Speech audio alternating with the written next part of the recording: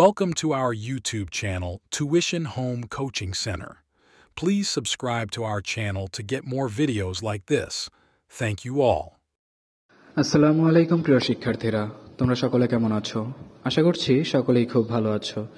আজ আমরা দেখব নবম শ্রেণীর বাংলা বইয়ের পৃষ্ঠা 104 ও পৃষ্ঠা 105 এর সমাধান।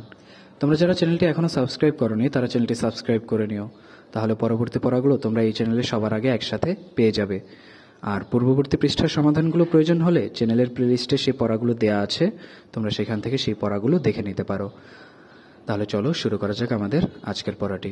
আমাদের আজকের পড়ার শুরুতেই দেখা বলা আছে 104 পৃষ্ঠায় 5.2 বিশ্লেষণমূলক রচনা লিখি। এবার ওই একই বিষয়ের উপর 200 শব্দের একটি বিশ্লেষণমূলক রচনা তৈরি করো। লেখা তৈরি করার আগে প্রয়োজন হলে তথ্য সংগ্রহ করো। এক্ষেত্রে ইন্টারনেট, পত্রিকা, বই ও অভিজ্ঞ কোনো ব্যক্তির সহায়তা নিতে পারো। তাহলে আমরা রচনার শিরোনামটি দিলাম বাংলাদেশ ও ঘূর্ণিঝড়। এর ভূমিকা, আমরা রচনাটি ভূমিকার মাধ্যমে শুরু করছি। ভূমিকা: বাংলাদেশের অন্যতম প্রাকৃতিক দুর্যোগ হল ঘূর্ণিঝড়। 1970 সাল থেকে বাংলাদেশে এ পর্যন্ত 72টি বড় ঘূর্ণিঝড়ের শিকার হয়েছে। ঘূর্ণিঝড়ে জানমাল ও পরিবেশের ব্যাপক ক্ষয়ক্ষতি হয়েছে। ঘূর্ণিঝড় কি? ভারত মহাসাগর এবং বঙ্গোপসাগর হতে সৃষ্ট প্রবল সামুদ্রিক ঝড়কে ঘূর্ণিঝড় বা সাইক্লোন বলা হয়। সাধারণত বর্ষাকালের পূর্বে এবং পরে ঘূর্ণিঝড় বেশি হয়ে থাকে। ঘূর্ণিঝড় সৃষ্টির কারণ: ভৌগোলিক অবস্থানের কারণে প্রায় প্রতি বছরই ঘূর্ণিঝড়ের বিরূপ প্রকোপের শিকার হয় বাংলাদেশ। বঙ্গোপসাগরের তীরে বাংলাদেশের অবস্থান এবং বঙ্গোপসাগরের ত্রিভুজাকৃতির মতো ফানেলের গঠনের কারণে উপকূলীয় অঞ্চলে ঘূর্ণিঝড়ের সৃষ্টির অনুকূল পরিবেশ বিরাজমান।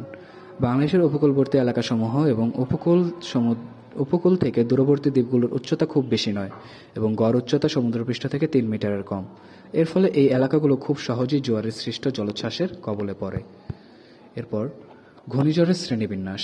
এখানে তোমরা একটি ছক এঁকে ঘূর্ণিঝড়ের শ্রেণীবিন্যাস করে দিতে পারো। ঘূর্ণিঝড়ের শ্রেণী বিভাগ: লঘুচাপ, বাতাসের সর্বোচ্চ গড় গতিবেগ 17 থেকে 40 কিলোমিটার পার ঘন্টা। 41 থেকে 61 কিলোমিটার পার ঘন্টা বেগ থাকলে সেটাকে বলা হয় নিম্নচাপ। 62 থেকে 88 কিলোমিটার ঘন্টা পর্যন্ত থাকলে সেটাকে বলা হয় ঘূর্ণিঝড়। 89 থেকে 118 কিলোমিটার ঘন্টা পর্যন্ত থাকলে সেটা হয় তীব্র ঘূর্ণিঝড়। 119 থেকে 221 কিলোমিটার পার ঘন্টা পর্যন্ত এটাকে বলা হয় অতি তীব্র ঘূর্ণিঝড়। 222 কিলোমিটার বা তার বেশি যদি থাকে, 221 কিলোমিটার এর বেশি হলে সেটাকে বলে 119 থেকে 221 কিলোমিটার পার ঘন্টার মধ্যে হলে সেটাকে বলে অতি তীব্র ঘূর্ণিঝড়। এরপর 222 কিলোমিটার বা তার বেশি যদি হয় ঘন্টায়, তখন সেটাকে বলা হয় সুপার সাইক্লোন। বাংলাদেশে আঘাত হানা বড় কিছু ঘূর্ণিঝড়: 70-এর ঘূর্ণিঝড়। আঘাত হানে 12 নভেম্বর 1970। বাতাসের সর্বোচ্চ গতিবেগ 224 কিলোমিটার পার ঘন্টা। প্রাণহানির সংখ্যা প্রায় 10 লক্ষ। ঘরবাড়ি ক্ষয়ক্ষতি প্রায় 4 লক্ষ।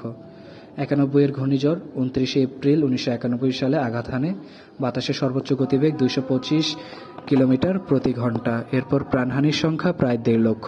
ঘরবাড়ি ক্ষয়ক্ষতি প্রায় 1 লক্ষ। সিডর 15 নভেম্বর 2007 সালে সংঘটিত হয়। বাতাসের সর্বোচ্চ গতিবেগ ছিল 223 কিলোমিটার পার ঘন্টা। প্রাণহানির সংখ্যা ছিল 6 থেকে 10 হাজার। ঘরবাড়ি ক্ষয়ক্ষতি প্রায় 1.5 লক্ষ। বুলবুল 10 নভেম্বর 2019 সালে আঘাত হানে, যার সর্বোচ্চ গতিবেগ ছিল 117 কিলোমিটার প্রতি ঘন্টা। প্রাণহানির সংখ্যা ছিল 24। ঘরবাড়ি ক্ষয়ক্ষতি ছিল প্রায় 5 লক্ষাধিক। এরপর আমরা দেখব ঘূর্ণিঝড়ের পূর্বে করণীয়। বাড়িতে, গ্রামে, রাস্তায় ও বাঁধের উপর গাছ লাগানো। যথাসম্ভব উঁচু স্থানে ঘর তৈরি করা। 3. উঁচু স্থানে টিউবওয়েল স্থাপন করা। 4.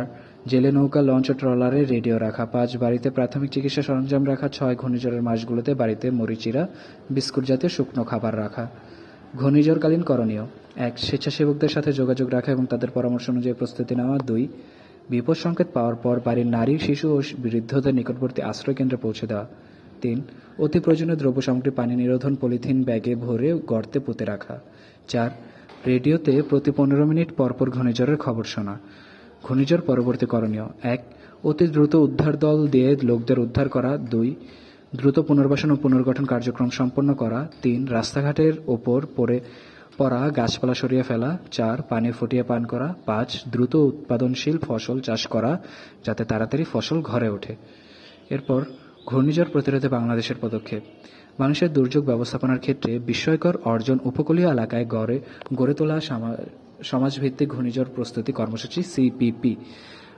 মূলত স্বেচ্ছাসেবকদের নিয়ে গড়ে তোলা এই কর্মসূচি ঘূর্ণিঝড়ে মানুষের জানমাল বাঁচানোর ক্ষেত্রে সবচেয়ে সফল প্রচেষ্টা হিসেবে গোটা দুনিয়ার দৃষ্টি কাড়ে।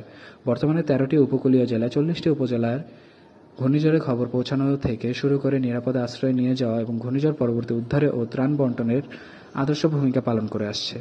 ঘূর্ণিঝড় মোকাবেলায় সরকারি দপ্তর হিসেবে বাংলাদেশ আবহাওয়া অধিদপ্তর জাতীয় ও আন্তর্জাতিক পর্যায়ের আবহাওয়া উপাত্ত সংগ্রহ করে রাডার চিত্র নিয়ে অঙ্কন ও বিশ্লেষণের মাধ্যমে দুর্যোগ পূর্বাভাস ও সতর্কীকরণ কাজ করে। উপসংহার: ঘূর্ণিঝড় বাংলাদেশের জন্য অভিশাপ। ঘূর্ণিঝড় আমাদের অর্থনীতিকে ধারাবাহিকভাবে নড়বড়ে করে দিচ্ছে। ঘূর্ণিঝড় মোকাবেলার জন্য বাংলাদেশের সরকার অনেক কর্মসূচি গ্রহণ করেছে, ফলে আমরা ভবিষ্যতে অত্যন্ত দক্ষতার সাথে ঘূর্ণিঝড় মোকাবেলায় প্রস্তুতি গ্রহণে সক্ষম হতে পারব। তো এরপর দেখো রয়েছে তোমার লেখা রচনাটি সহপাঠীদের দেখাও। তোমার লেখা সম্পর্কে অন্যদের মতামতের গুরুত্বপূর্ণ অংশ নিচে লিখে রাখো। 1. রচনাটি অত্যন্ত তথ্য উপাত্তবহুল এবং সহজ সরল। 2. রচনাটিতে সকল বক্তব্য নিরপেক্ষভাবে উপস্থাপন করা হয়েছে। 3. রচনাটিতে প্রয়োজনীয় সারণী ও ছক ব্যবহার করা হয়েছে। 4. রচনাটির শিরোনামের সাথে বিবরণের সামঞ্জস্য রয়েছে।